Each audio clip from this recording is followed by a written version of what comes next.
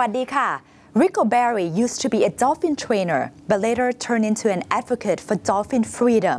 He starred in the 2010 Academy Award-winning documentary, The Cove. He'll tell us why it is very wrong to capture and train dolphins and what we can do about it. Ric, before you became a marine activist, you were a dolphin trainer before. What actually motivated you to become a dolphin trainer? I started off capturing dolphins. My first day on the job at the Miami Seaquarium was capturing dolphins, and I became a trainer. So I used to capture them and train them. Now I do the complete opposite, untrain them and put them back in their normal environment. What changed me? It really changed on the first Earth Day, 1970. I had been training capturing dolphins for about 10 years, and I never really looked at the mortality rate, how many dolphins. And one day, a dolphin by the name of Clown died at the Miami Seaquarium, and myself and some of the other trainers had Clown in the stretcher. She was dead, and we were taking her back to the graveyard, we called it. And we couldn't find a place to dig a hole and put Clown in the ground. The graveyard was full. It was like a ding moment for me. I started thinking about how many dolphins that I captured, trained them, did shows with them for a while, and then we would go to the graveyard with them. And so it was things like that that turned me around. It wasn't one thing. There were several things like that. Did you train all the dolphins on the Footbird TV series? I actually captured those 5 dolphins myself. Not alone. I was part of a crew on the capture boat. We captured about 100 dolphins, and I trained them myself. Yeah. That was the 1960s. Those were during the 1960s. Yeah, for about 7 years. And then one of them, Kathy, died in your arms, is that right? Well, they all died, but Kathy, yeah, she committed suicide. And she was the one who I thought of as Flipper, because she played the part more than the others. I would say 90% of it was Kathy, yeah. Why are you so confident that it actually committed suicide? Well, because I know her so well. I lived with her for those 7 years. You have to understand, dolphins and whales are not automatic air breathers like we are. Okay. Every breath they take is a conscious effort. If you think about that for a moment. That's why they never sleep. And so if life becomes too unbearable, they just don't take the next breath. And so I use that word suicide with some trepidation, but I don't really know another word in the English language that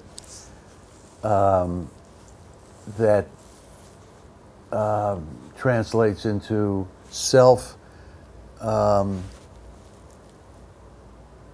well, they just hold their breath. They don't take the next breath. It's self-induced asphyxiation. So it's a kind of an extreme word maybe, but I don't know another word. Self-induced asphyxiation would be another description. So was that the moment you decided to become a dolphin activist? It was. In looking back, that I realized that was the moment, but at that moment it wasn't. I wasn't thinking about. I didn't even know what an activist was. There was no activism. This was before Earth Day, 1970, mind you, and so it wasn't like I planned this career or something. You know, this is not a career. This is just, you know, it's like a series of phone calls. Somebody would call and say, well, there's a dolphin in trouble. Will you come help us? And so I would go. And one thing leads to the next. And then it became a fax machine. I would get faxes. Would you come to Australia and help us? We have a dolphin problem. Well, I'm just going to do this and then get back, you know, into my life. You know, but it never happened. It's 40 years later, I'm still responding to phone calls or faxes. Now it's emails. Why is capturing dolphins and training them to do tricks in parks so wrong? Well, it's very violent, for one thing, the capture process, and there's no need for it, because there's no link between the dolphin show and conservation. If you go to SeaWorld or Marineland, they'll tell you the reason we do this is so that we can sensitize the public. If the public sees the dolphin show, they're going to be sensitized and they're going to protect them. Right. Well, it sounds logical, but there is no connection between the dolphin show and conservation. And you only have to look at Japan to see the proof. Japan has 50 dolphinariums. 50. That's more than all of Europe. And yet they have the largest slaughter of dolphins on the planet going on. There's 127 million people. Most of those people have seen a dolphin show, and yet they do nothing to stop the dolphin slaughter. Maybe Japan is the exception? No, I don't think so. The same is true in America and in Europe. People are starting to realize, have you ever seen a dolphin show, by the way? Yes. Okay. Because I've seen these shows all over the world, and I have concluded that the show is nothing more than a spectacle of dominance. And it teaches us that dominance is good, dominance is right, dominance works. And it's a form of bad education. To teach a child not to step on a butterfly is as important to the child as it is the butterfly. And so it is true at a dolphin show. What do the children in Indonesia or Europe or the United States learn when they watch a dolphin show? They become desensitized and they walk away thinking, well, that's where they belong. They're circus clowns and they're here to amuse us. And so not only the 50 dolphinariums in Japan, the millions of people, well, several million people, I don't know the number, but millions of people have seen the show and do nothing to save the dolphins, but neither does the dolphin park. The park doesn't do anything either. Is it true that dolphins in captivity live longer, better lives maybe, because they're well fed, even though they're trained to do shows? No, dolphins live a shorter life in captivity. Some of them die during the capture process of capture shock or drowning in the nets.